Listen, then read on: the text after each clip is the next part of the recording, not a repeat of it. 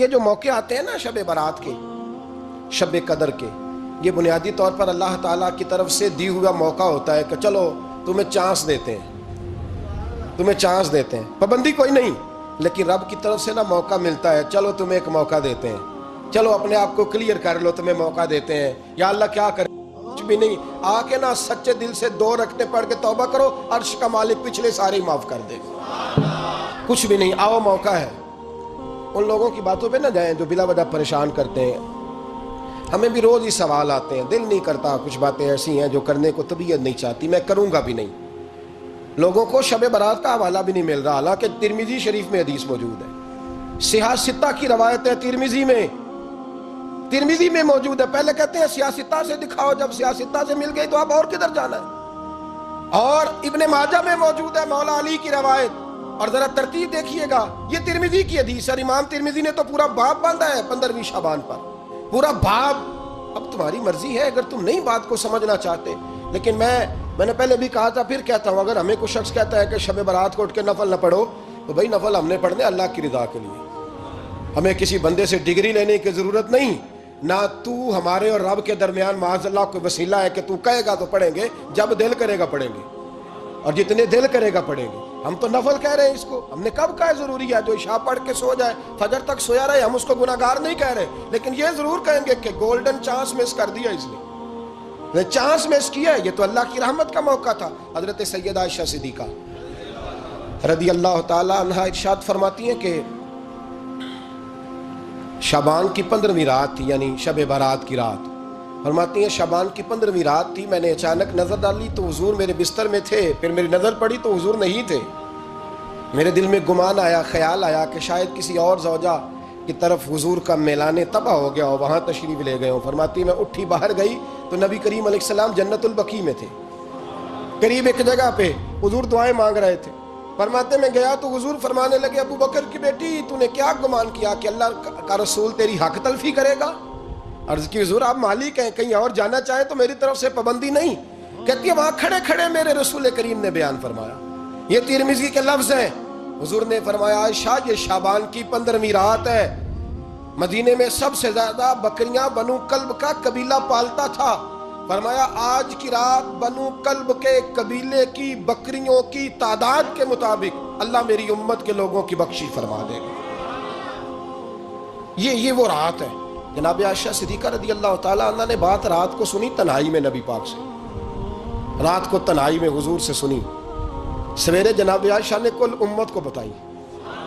اگر یہ بات اہمیت والی نہ ہوتی تو بی بی صاحبہ آگے روایت کرتی، یہ کتابوں میں آتی، یہ لوگوں کو بتاتی۔ حضرت عائشہ نے روایت کیا اور مولا علی شیر خدا نے تو کھل کے کہا، ابن ماجہ میں حضرت علی سے پیار کرنے والوں کے لیے الگ عنوان، مولا علی نے کھل کے فرمایا شعبان کی 15ویں رات کو رات عبادت کرنا اور سویرے روزہ رکھنا۔ حضرت علی کا لفظ بائی نہیں سیاستہ میں، رات کو روز عبادت کرنا، دن کو روزہ رکھنا۔ ویسے تو رب کریم ہر روز تہجد کے وقت پہلے آسمان پر نزول اجلال فرماتا ہے اور لوگوں کو فرماتا ہے کوئی بخشش مانگنے والا؟ اور فرمایا ہر روز تہجد کے وقت یہ اعلان ہوتا ہے، پر شب برات کو نا شروع رات سے یہ اعلان شروع ہو جاتا ہے۔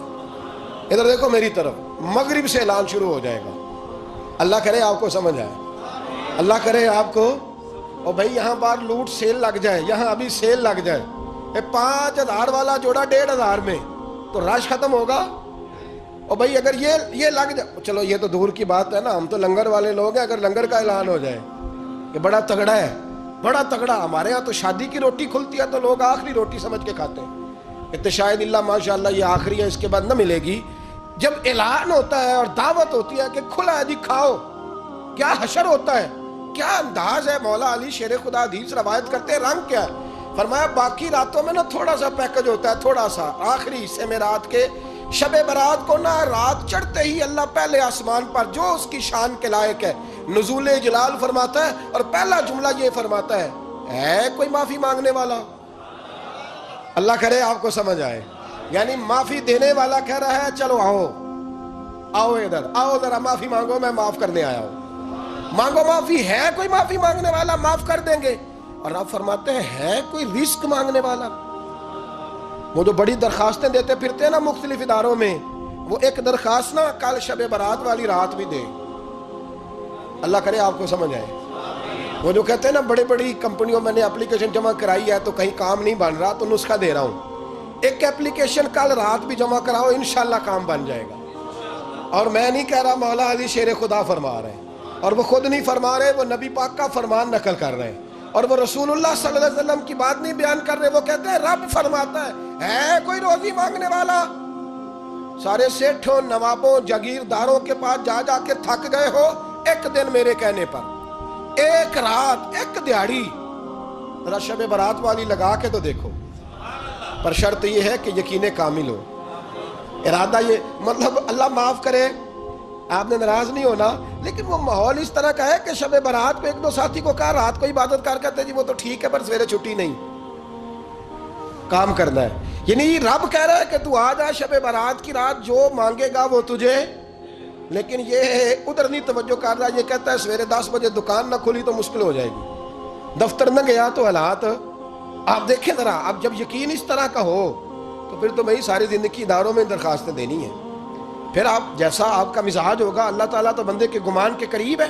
تو میرے رسول پاک علیہ السلام نے ہمیں یہ میسج دیا، پیغام دیا، فرمائے اس رات جو اولاد مانگے گا رب اسے بھی عطا فرمائے گا. اس رات جو اللہ سے بخشش مانگے گا اللہ اسے بھی دے گا. اس رات جو رب کریم سے عزت مانگے گا اللہ اسے بھی عطا کرے گا. شارحین نے لکھا اس رات جو رب سے پردہ پوشی مانگے گا اللہ اسے پردہ پوشی بھی عطا کرے گا. جو جنت کا سوالی ہوگا رب اپنے فضل سے عطا فرمائے گا. کوشش فرمائیں، کوشش فرمائیں.